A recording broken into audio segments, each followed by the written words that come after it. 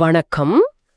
இன்னைக்கு நாம சென்னையில இருக்கிற முக்கியமான இடங்களை பத்தி கொஞ்சம் ஆழமா பார்க்கலாம். நீங்க சென்னைக்கு புதுசா வர்றவங்களா இருந்தாலும் சரி, இல்ல இங்கே இருக்கிறவங்களா இருந்தாலும் இந்த தகவல்கள் யூஸ்ஃபுல்லா இருக்கும்னு நினைக்கிறேன். இதுல பீச், கோயில், ஹிஸ்டாரிக்கல் இடங்கள், பார்க்ஸ், அப்புறம் கொஞ்சம் மாடர்ன் என்டர்டெயின்மெண்ட்னு எல்லாமே இருக்கு. முதல்ல மெரினா பீச்ல ஆரம்பிக்கலாமா? அங்க சில புது விஷயங்கள் நடந்திருக்கு. கண்டிப்பா. மெரினா பத்தி பேசாம சென்னை பத்தி பேச முடியாது. ஆமா, இப்போ மெரினாவுக்கு அந்த ப்ளூ ஃபிளாக் தரம் கொடுக்க முயற்சி பண்றாங்க. ஆமா, அது ரொம்ப முக்கியமான ஒரு விஷயம். ப்ளூ ஃபிளாக் அப்படின்னா சர்வதேச அளவுல தூய்மை, பாதுகாப்பு அப்புறம் சுற்றுச்சூழல் மேலாண்மைக்கு ஒரு அங்கீகாரம். அதாவது அங்கே இப்போ சுத்தமான டாய்லெட்ஸ், உட்கார நிழல்குடை, வாட்ச் டவர்ஸ், குழந்தைகளுக்கான பிளே ஏரியா, ஓபன் ஜிம் எல்லாம் வந்திருக்கு. மாற்றுத்திறனாளிகள் போறதுக்கு வசதியா வழிகளும் அமைச்சிருக்காங்க. செல்லா, இது வெறும் அழகுபடுத்துறது மட்டும் இல்ல, பாதுகாப்பு, சுகாதாரம், அப்புறம் எல்லாரும் சுலபமா போய் வர்றதுக்கான வசதி, இதெல்லாமே இதுல அடங்கும். அதே சமயம் மெரினா கொஞ்சம் பரபரப்பா இருக்கும், அமைதியா இருக்கணும்னு நினைக்கிறவங்களுக்கு அவங்களுக்கு பெசன் நகர்ல இருக்க எலியட்ஸ் பீச் நல்ல சாய்ஸ். இல்லனா கொஞ்சம் தள்ளி நீலாங்கர, பாலவாக்கம் பீச் எல்லாம் இருக்கு.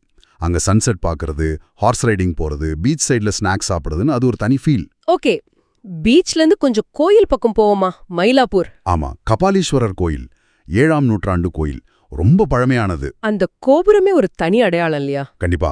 அது ஒரு சிறந்த திராவிட கட்டிடக்கலைக்கு உதாரணம். உயரமான கோபுரம், அதுல இருக்கிற சின்ன சின்ன சிற்ப வேலைப்பாடுகள், அதெல்லாம் பார்க்கவே பிரமிப்பா இருக்கும். திருவான்மியூர்ல இருக்கிற மருந்தீஸ்வரர் கோயிலும் ரொம்ப பழமையானதுன்னு கேள்விப்பட்டிருக்கேன். ஆமா, அதுவும் சுமார் 1300 வருஷம் பழமையான கோவில். அப்புறம் 1000 விளக்கு மசூதி, அதுவும் ஒரு கட்டிடக்கலை அதிசயம். இதுல ஒரு சுவாரஸ்யமான விஷயம் என்னன்னா, இந்த மாதிரி பழமையான கோயில்களுக்கு பக்கத்திலேயே காலனித்துவ கால கட்டிடங்களும் இருக்கு. கரெக்ட், அதுதான் சென்னையோட ஸ்பெஷாலிட்டி. புனித ஜார்ஜ் கோட்டை பாத்தீங்கன்னா அது நவீன சென்னை உருவாக ஒரு முக்கியமான காரணம். அதுக்குள்ள இருக்கிற செயின்ட் மேரி சர்ச் இந்தியாவிலேயே பழமையான ஆங்கிலிக்கன் சர்ச். அப்போ அந்த கோட்டைக்குள்ள போனா சென்னையோட காலனித்துவ கால வரலாற்று நல்லா தெரிஞ்சுக்கலாம். நிச்சயமா. அப்புறம் எழும்பூர்ல இருக்கிற கவர்மெண்ட் மியூசியம். ஆமா, அதுவும் நேஷனல் ஆர்ட் கேலரியும் இந்தியாவிலேயே ரொம்ப பழமையான மியூசியங்கள்ல ஒண்ணு. கலை, வரலாறு, தொல்லியல்னு நிறைய விஷயங்கள் அங்க இருக்கு. பக்கத்திலே கன்னிமார லைப்ரரியும் இருக்கு, அதுவும் ஒரு ஹெரிடேஜ் பில்டிங் தான். சரி, இது வரலாறு, கலை, இயற்கை பக்கம் போனா அதுக்கும் சென்னையில குறையும் இல்ல. முதல்ல சொல்ல வேண்டியது வண்டலூர் ஜூ, அறிஞர் அண்ணா உயிரியல் பூங்கா. ஆமா, சவுத் ஏஷியாலே பெருசுன்னு சொல்வாங்க. ஒரு நாள் முழுசா அங்க செலவு பண்ணலாம். ஆனா சிட்டிக்குள்ளேயே உங்களுக்கு பசுமை வேணும்னா கிண்டி நேஷனல் பார்க் இருக்கு. ஆமா, அதுக்குள்ள பாம்பு பண்ணையும் இருக்கு. ஒரு பெரிய சிட்டிக்கு நடுவில் ஒரு நேஷனல் பார்க் இருக்கிறது ரொம்பவே அரிதான விஷயம். கிண்டி அந்த வகையில ஸ்பெஷல். அது போக தக்ஷிண சித்ரா.